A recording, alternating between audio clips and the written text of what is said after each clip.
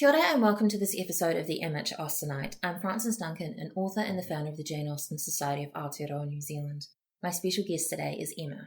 Hello. And we are going to be discussing Letter 34 of Lady Susan by Jane Austen. Mr. de Courcy to Lady Susan. Hotel. I write only to bid you farewell. The spell is removed. I see you as you are. Since we parted yesterday, I have received from indisputable authority such an history of you as must bring the most mortifying conviction of the imposition I have been under, and the absolute necessity of an immediate and eternal separation from you. You cannot doubt to what I allude. Langford, that word will be sufficient. I received my information in Mr. Johnson's house from Mrs. Mannering herself. You know how I have loved you. You can intimately judge of my present feelings. But I am not so weak as to find indulgence in describing them to a woman who will glory in having excited their anguish, but whose affection they have never been able to gain. Ah, de Courcy. Such a good letter and an excellent rendition of it, thank you. I hope I was channeling a bit of pomposity there.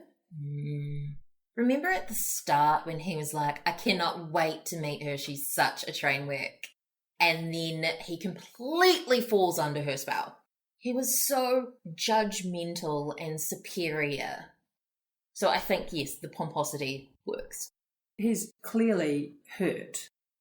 He seems to genuinely at least believe that he loves or loved her. Do you think he didn't? I think it's possible to think that you love somebody and it be more of an infatuation? Well, certainly he didn't know her. We knew that her character was completely different to what he believed it to be. So can you love someone when you are completely deceived in who they are? Love an idea of somebody rather than the person themselves? But she was deliberately presenting a different person to him. Surely he could have genuinely loved that person. That person didn't exist, but on his side, could he not have loved that fictional person? Yeah, I think he could. I'm not sure that he would propose and plan to marry somebody that he didn't love. Their family seems to very much believe that affection should be part of a marriage, unlike Lady Susan. I think you probably have to, if someone says that they are in love, you have to believe them. You can't say, oh, no, you're not. You know, it's such a condescending thing, isn't it? It really is. I believe an individual can be the only judge of whether they truly love someone. Yeah. He starts off with very short sentences, and you get the feeling it's spitting these out, but then it gets into the longer ones as he starts into a rant kind of thing and gets his flow going. The last paragraph is one sentence.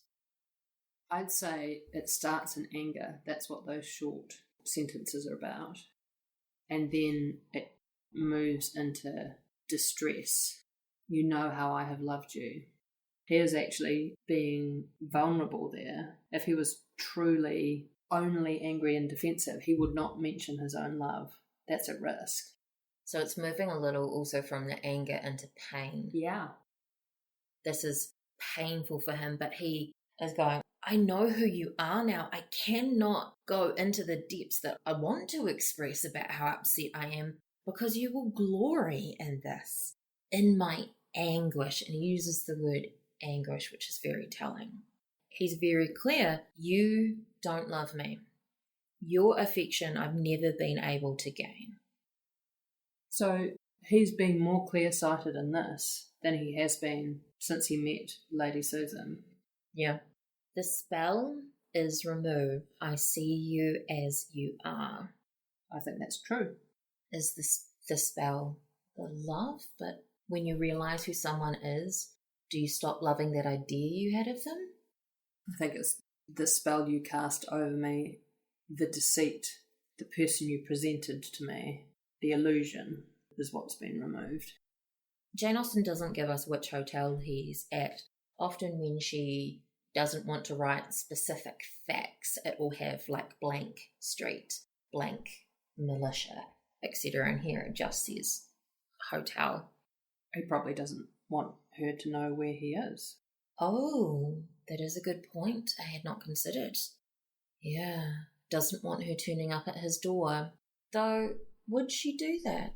When he was going to leave Churchill, she called him to come to her. If he had not come, would she have gone to him? Depends how much she wanted it. But if she doesn't know where he is, she can't send a servant summoning him. She's not the sort to chase. She must know where he is to send him the letter, though. Surely. Oh, do you know, I think unless he travels with his own writing case, which he might, I think that upper end of hotels have their name embossed on the paper anyway. Ah, yes.